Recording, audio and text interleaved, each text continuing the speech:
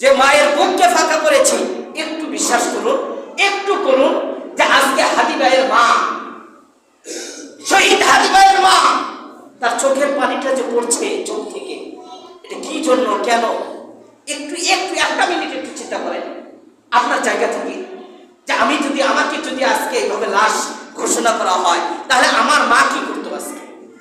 ওয়াল্লাযীনা ইয়াবিতুনা লিরাব্বিহিম সুজদাা, ওই মানে শেষ রাতে উঠে মালিকের কাছে বলতো যে আল্লাহ, আমার এই মুখটা যে ফাঁকা করলো, তুমি তাকে ছেড়ে দিও না। ঠিক কিনা বলেন?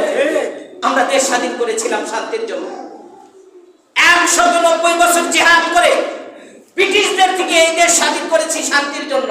এই শান্তির ভিতরে হামলা, এরপরে আমরা আবার 71-এ যুদ্ধ করে এই দেশকে স্বাধীন করেছি আবার শান্তির জন্য। ঠিক কিনা বলেন?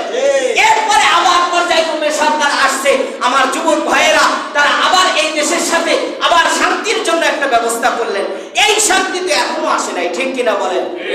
শান্তির জন্যই যদি সবকিছু হয়ে থাকে, শান্তি তো আসে নাই, শান্তি তো আসে নাই এখন।